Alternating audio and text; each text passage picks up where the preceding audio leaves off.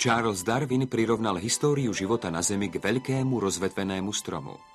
Základ stromu predstavovala prvá živá bunka a vetvy boli nové a zložitejšie formy života, ktoré sa evolúciou časom vyvinuli z prvého primitívneho organizmu. Darwin sa snažil vysvetliť, ako vznikli jednotlivé vetvy stromu predstavujúceho život. Snažil sa ukázať to, ako mohol prirodzený výber meniť existujúce organizmy a vytvoriť tú úžasnú rozmanitosť rastlinnej a živočíšnej ríše, ktorá dnes naplňa Zem. Ale čo sa týka základu stromu, kde je reč o pôvode prvotného života, o pôvode prvej živej bunky, Darwin nemal veľa čo povedať. Faktom je, že v knihe o pôvode druhov túto otázku ani len nespomenul. Nehovoril nič o tom, ako by život mohol vzniknúť z neživej hmoty. Len úchytkom vieme, aký názor mal Darwin na túto otázku, a síce z jeho listu, ktorý napísal svojmu kolegovi Josephovi Hookerovi.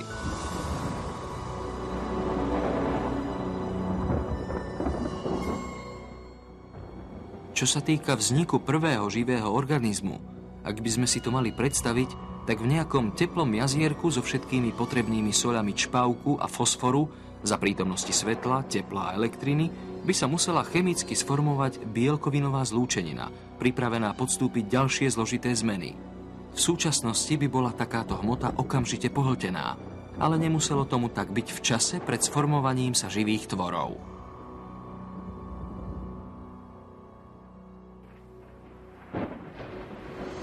V posledných rokoch svojho života Darwin nepodnikol veľa preto, aby rozvinul svoju myšlienku, že primitívna bunka mohla vzniknúť z jednoduchých chemických zlúčenín v pradávnych vodách Mladej Zeme.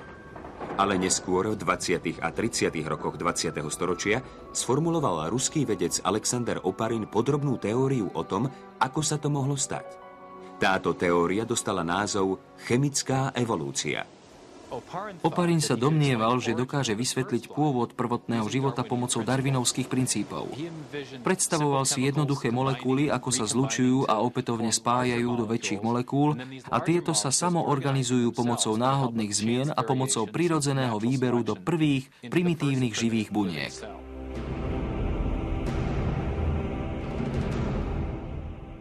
Počas nasledujúcich 3 desaťročí pracovali mnohí vedci na rozvinutí a upresnení tejto teórie, ktorej základy položili Oparin a Darwin.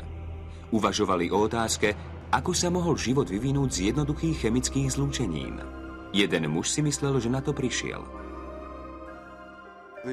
Problém biologického pôvodu bol pre mňa už dlhší čas stredobodom hlbokého záujmu.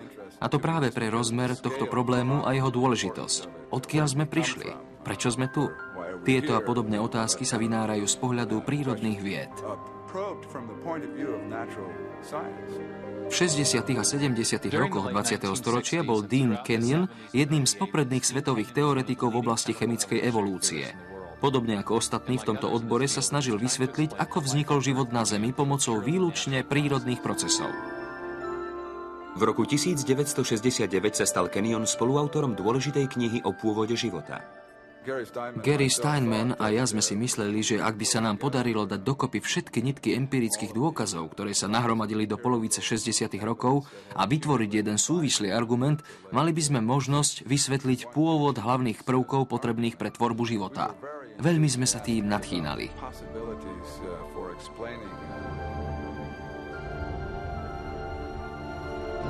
Napriek optimizmu čelil Kenyon veľkému problému. Na to, aby mohol vysvetliť vznik života, musel najprv vysvetliť pôvod najzákladnejších stavebných prvkov každej bunky, ktorá na Zemi existuje, čiže pôvod veľkých zložitých molekúl nazývaných bielkoviny. Bielkoviny plnia v bunke široký rozsah funkcií. Od stavebných požiadaviek v zmysle konštrukcie bunky až po enzymy, ktoré sú spracovateľskými molekulami, tie hromadia energiu alebo budujú komponenty bunky. Bielkoviny vykonávajú v bunke takmer všetky práce, okrem uchovávania genetických informácií. To je prenechané na DNA a RNA. Ale každodenné práce ako čistenie bunky a výroba energie, to všetko robia bielkoviny.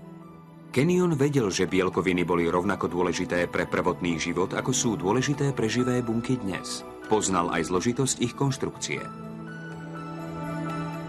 V 60. rokoch vedci zistili, že aj jednoduché bunky sa skladajú z tisícov rôznych druhov bielkovín, ktorých funkcia je priamo odvodená od ich veľmi zložitých trojrozmerných tvarov.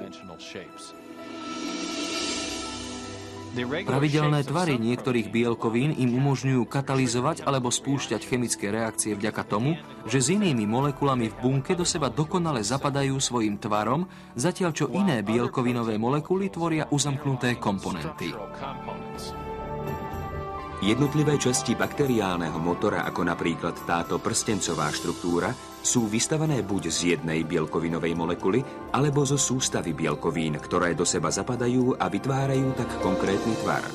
Tieto bielkoviny sú zvnútra poskladané z menších chemických jednotiek nazývaných aminokyseliny, ktoré sú pospájané do dlhých reťazcov. Architektúra bunkových jednotiek a aminokyselín tvoriacich bielkoviny je neuveriteľne komplikovaná. V prírode sa na výstavbu bielkovinových reťazcov využíva 20 rôznych druhov aminokyselín. Biológovia ich prirovnávajú k 20 písmenám abecedy. Písmena abecedy sa dajú usporiadať do obrovského množstva možných kombinácií.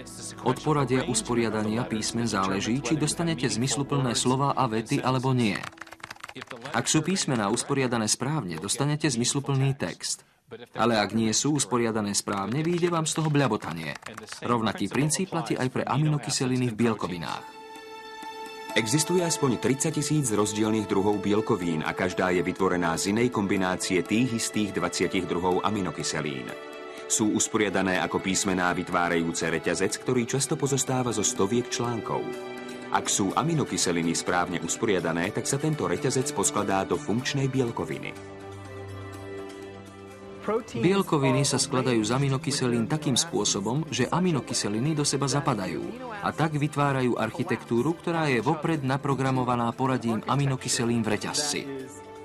Aminokyseliny sa skladajú do určitých štruktúr a tieto štruktúry dokážu vykonávať konkrétnu funkciu. Takže všetky bielkoviny v bunke predstavujú určitý trojrozmerný vzor založený na usporiadaní aminokyselín v reťazci. Toto usporiadanie má kľúčový význam. Ak by boli aminokyseliny usporiadané nesprávne, stali by sa z nich neužitočné reťazce a namiesto toho, aby vznikla bielkovina, boli by v bunke zničené. Bielkoviny, podobne ako písaný jazyk alebo počítačový program, majú vysoký stupeň špecifickosti. Funkcia celku závisí od presného usporiadania jednotlivých častí. Ale čo spôsobuje presné radenie aminokyselín a dáva podobu konkrétnym tvarom a funkciám bielkovín? Vedecké objavy 50. a 60. rokov o štruktúre bielkovín prinútili biológov čeliť tomuto tajomstvu. Dean Kenyon veril, že tento problém dokáže vyriešiť.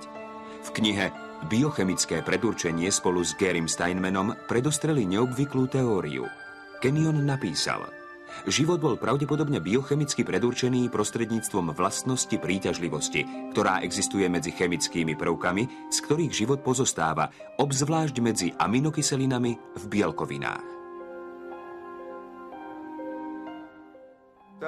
V čase, keď vyšla kniha Biochemické predurčenie, sme boli úplne presvedčení, že máme vedecké vysvetlenie pôvodu života. Kenyon tvrdil, že chemické vlastnosti aminokyselín spôsobili ich vzájomnú príťažlivosť, čím sa vytvárali dlhé reťazce, z ktorých vznikali prvé bielkoviny, najdôležitejšie zložky živej bunky. Toto tvrdenie znamenalo, že život musel neodvratne vzniknúť, pretože bol predurčený samotnou chémiou. Mnohí vedci s nadšením prijali Kenyonove myšlienky. Počas nasledujúcich 20 rokov sa kniha Biochemické predurčenie stala najpredávanejšou učebnicou o teórii chemickej evolúcie. Avšak už o 5 rokov neskôr začal Kenyon pochybovať o hodnovernosti svojej vlastnej teórie. Počas celého tohto obdobia sa vynárali moje pochybnosti o určitých aspektoch evolučného vysvetlenia. Zdrojom mojich pochybností bol mocný protiargument, ktorý nastolil jeden z mojich študentov. Tento protiargument som nedokázal vyvrátiť. Kenyon čelil výzve vysvetliť, ako mohli byť prvé bielkoviny poskladané bez pomoci genetických inštrukcií. Dnes sa v živých bunkách aminokyseliny neformujú priamo pomocou príťažlivých síl, ktoré medzi nimi pôsobia, ako to predpokladal Kenyon v prípade ranej Zeme. Namiesto toho iná veľká molekula v bunke uchováva inštrukcie potrebné pre usporiadanie aminokyselín v bielkovinách. Nazýva sa DNA. Kenyon pôvodne veril, že bielkoviny sa mohli formovať priamo z aminokyselín bez akýchkoľvek inštrukcií z DNA. To je dôvod, prečo boli mnohí vedci nadšení jeho teóriou. Ale čím viac poznávali vlastnosti aminokyselín v bielkovinách, tým viac začali pochybovať o tom, že by sa bielkoviny dokázali zoskupiť sami, bez pomoci DNA.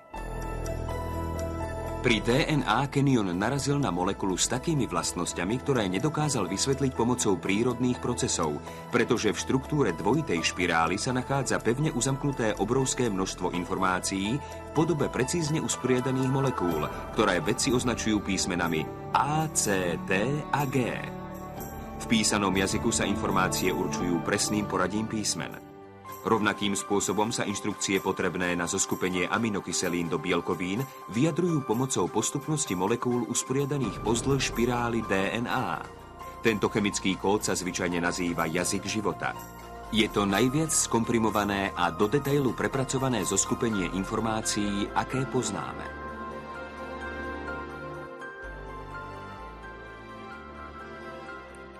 Kenyon, podobne ako ďalší vedci pracujúci v oblasti výskumu pôvodu života, si uvedomil, že má dve možnosti. Buď musel vysvetliť, odkiaľ pochádzajú tieto genetické inštrukcie, alebo musel vysvetliť, ako mohli bielkoviny vzniknúť priamo z aminokyselín bez pomoci DNA v pravekých oceánoch. Nakoniec si uvedomil, že nedokáže vysvetliť ani jednu z nich.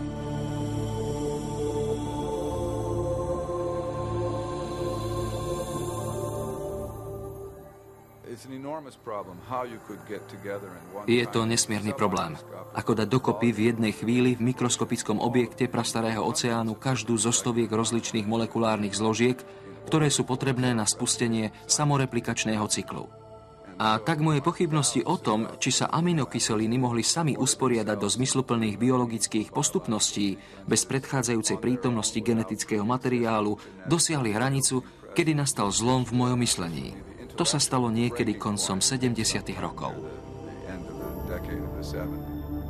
Počas toho, ako Kenyon prehodnocoval svoju teóriu, nové objavy v biochémii ešte viac oslabili jeho presvedčenie o tom, že aminokyseliny sa mohli sami zoskupiť do bielkovín.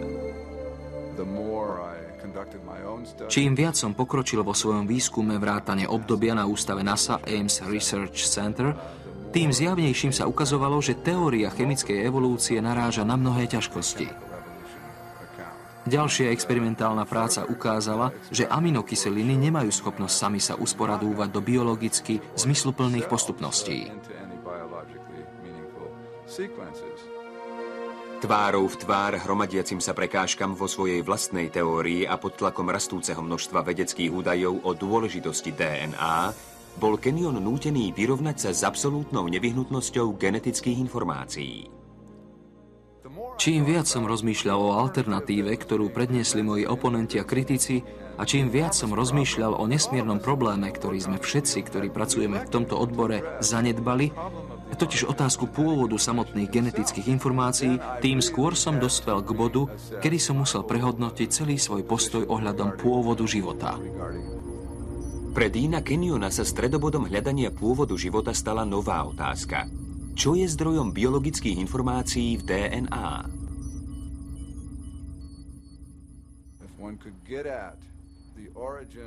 Keby sa niekomu podarilo zistiť pôvod kódovaných správ vo vnútri továrne života, potom by sme mali v rukách niečo, čo je intelektuálne oveľa uspokojivejšie než táto teória chemickej evolúcie. Teraz si už Kenyon uvedomoval, že má pred sebou stále sa zužujúcu množinu možností. Koncom 70. rokov už väčšina vedcov odmietala myšlienku, že informácie potrebné na vybudovanie prvej bunky vznikli náhodou.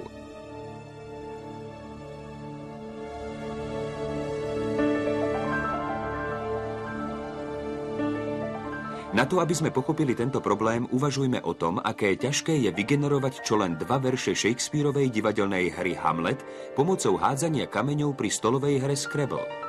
Potom už len zvážte to, že špecifické genetické informácie potrebné na vybudovanie bielkovín aj v tom najjednoduchšom